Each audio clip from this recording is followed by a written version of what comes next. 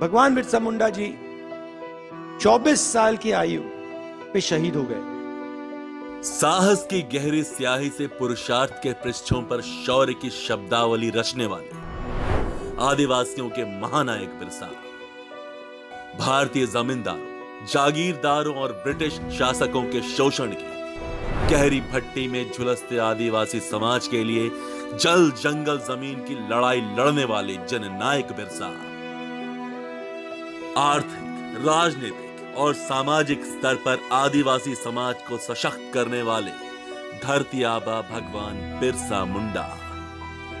बिरसा मुंडा का जन्म 15 नवंबर 1875 को झारखंड में हुआ। भारतीय इतिहास में बिरसा मुंडा एक ऐसे नायक थे जिन्होंने अपने क्रांतिकारी चिंतन से 19वीं शताब्दी के उत्तरार्ध में आदिवासी समाज की दशा और दिशा बदलकर नवीन सामाजिक और राजनीतिक युग का सूत्रपात किया था। बिरसा मुंडा जी अंग्रेजों से लड़े और 24 साल की आयु में अंग्रेजों ने उनकी हत्या की।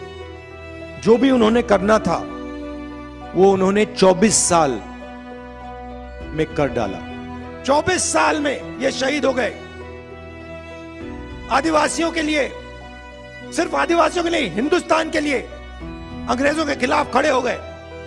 बिरसा मुंडा सही मायने में पराक्रम और सामाजिक जागरण के धरातल पर जननायक थे। बिरसा की गणना देश के महान क्रांतिकारियों में की जाती है। उन्होंने सामाजिक स्तर पर आदिवासी समाज को अंधविश्वासों और ढकोसलों के चंगुल से निकालकर पाखंड के पिंजरे से बाहर आने का रास्ता दिया।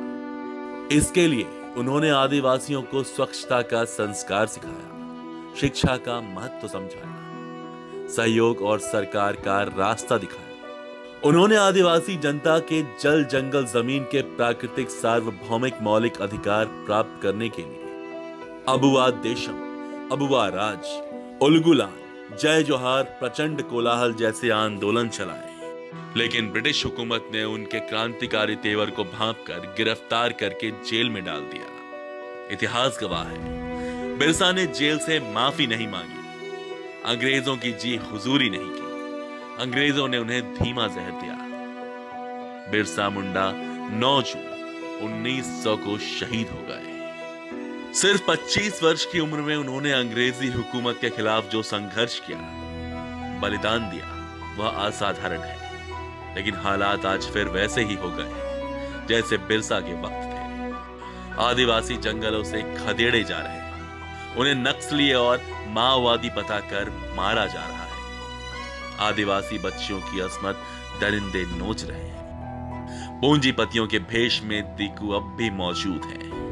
जंगलों के संसाधन तब भी असली दावेदारों के नहीं थे, अब भी नहीं है। देश को उलगुलान जैसे आंदोलन की जरूरत है, पर अब बिरसा हमारे साथ नहीं है। लेकिन बिरसा की विरासत को बचाने के लिए राहुल की आंखों में आदिवासियों के सामाजिक और आर्थिक विकास का विजन है, जो भारत के आदिवासियों और दलितों को मुख्य धारा में लाने के लिए तप रहा है। राहुल का मैनिफेस्टो अति पूंजीवादी के खिलाफ है। वो इकलौते ऐसे नेता हैं जो जल जंगल जमीन के लिए मुखर होकर बोल रहे हैं, मौलिक अधिकारों के लिए बोल रहे हैं, सड़क पर लड़ रहे हैं, संविधान के लिए चल रहे हैं। राहुल की यात्रा देश जोड़ने की यात्रा है।